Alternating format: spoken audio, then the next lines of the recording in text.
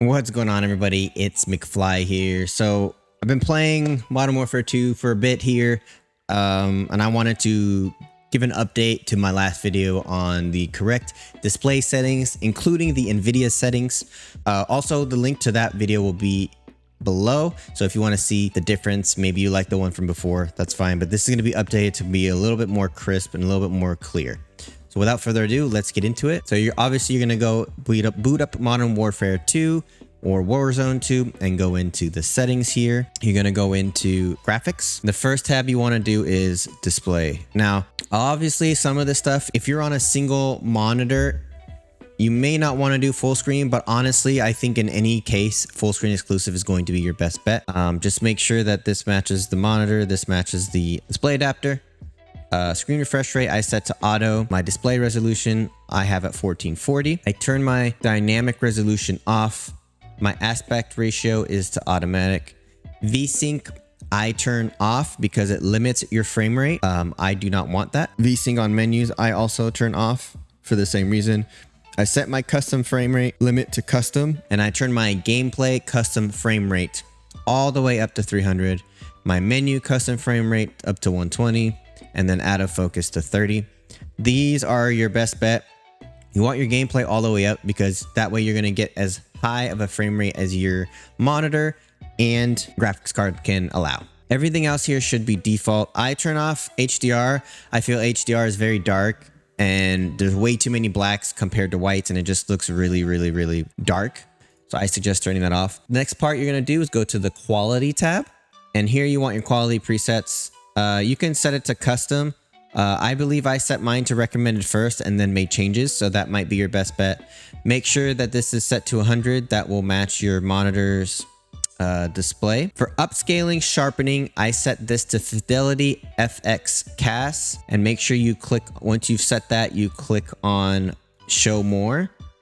And I set that to around 75. You can change this depending on your graphics card and kind of how it looks for you, but 75 seems to be the sweet spot for me. Anti-aliasing I set to SMAA T2X. It pretty much does the same thing that Filmic does, but Filmic seems to take a little bit more of the GPU. Anti-aliasing quality I set to low. Vid memory scale I set to 85. You never want this to be max because you're gonna toast your graphics card. Texture resolution I set to normal. Pretty much everything on here is going to be set to low or normal. The only things that you will be changing to high will be your particle quality. I set to high. I leave bullet impacts and sprays on. Persistent damage layers on. Tessellation I turn off. On-demand texture streaming I turn off. That just causes more frame rate drop. Streaming quality I leave on normal. Volumetric quality I turn to low. Deferred physics quality I leave to off. Shadow map resolution I leave on normal. Screen space shadows is off. Spot shadow quality, spot cache, and particle lighting are all set to low. Ambient occlusion I set to off. Again, all of these things, the higher you set, the better the game is going to look. But what we are going for here is performance and frame rate.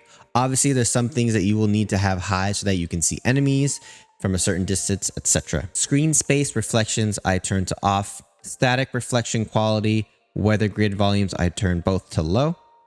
Nvidia reflex low latency I turn to on. Normally I put this on plus boost, but every time you boot up the game right now, it automatically puts this to on. It is a glitch in the game. I just don't feel like changing it every time, but I would suggest putting this on plus boost. This puts more draw on your GPU as opposed to your CPU.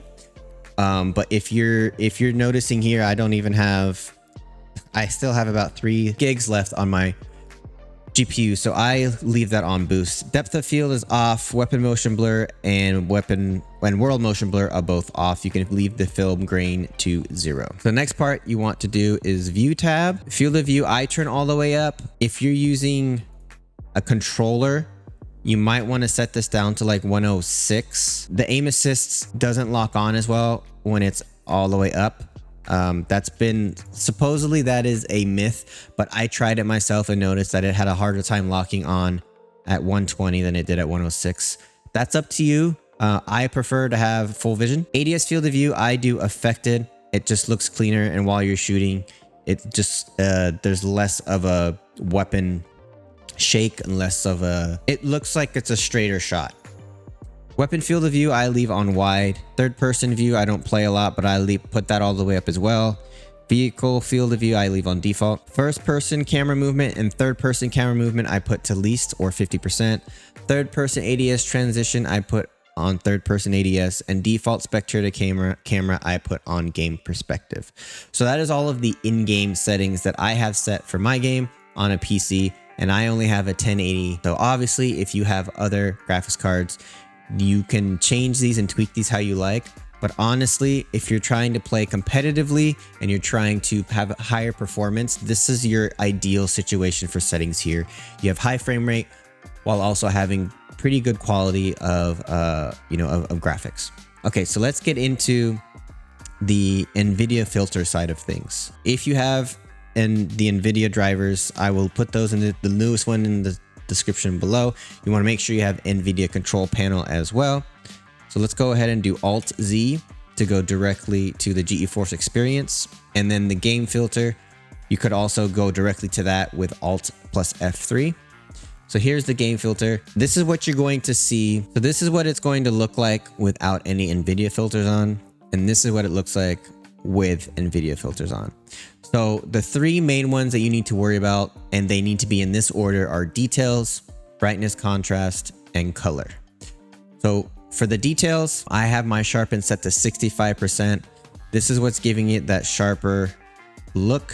To be honest with you, this could probably be put a little lower, but for me, I tend to like it higher. I don't like the fogginess between the player and the background. I like them to be obvious that they're separated from the background, so I put that higher. Clarity, right around 50%. I have mine at 52, which is fine. HDR toning will change the overall color of the game and the darks and the lights. But I think having that right around 25% is totally fine. And then bloom, I have all the way down. So that is details. Brightness and contrast, exposure at 10%, contrast at 26%. And both of these have to do with lighting, lights and darks as well. Highlights have to do with kind of the highlights of the overall game. Again, this is something that you can change yourself, but I like mine at -10. Shadows are at 50%. I raise this up to allow for the blacks to be a deeper black without making things to where they disappear into the background. So this is a very important one. Gamma you can change if you want to change, again, the overall brightness. I leave mine at 0. That is brightness and contrast. And then color. Tint color all the way down, tint intensity all the way down. These will change the literal color of the game, right? So you're essentially making the game different colors. I don't like that, so I leave that down. Temperature is going to be, here's your yellows and reds, here's your blues and greens. I leave that at 0. So vibrance here is going to essentially be your saturation tile here. I personally have found, in my previous video said to like 80 something. It makes it look very much like a Borderlands game. Too bright. The gold on the gun looks very, very yellow. So I think having this right around 50 is probably a better bet. Put it right around 50, 55, and you should be good to go there. So that is your Nvidia filters. And again, here is what it looks like without. Here's what it looks like with. And I will boot up the game real quick, just to kind of a private match, just to show you what that looks like, just so we can see what I was talking about. Get in the sunlight here. So I'm gonna inspect the gun. Looks nice, looks crisp, very cool. So if I were to turn off the Nvidia filters, this is what it looks like. It's very clouded. The colors don't really pop as much. Here's my opinion on this. A lot of people like the kind of cloudiness, the blurriness, because it looks more realistic. But we're not necessarily going for realistic. We're going for what's going to be the best in a competitive environment. But like I said, this is all kind of up for interpretation.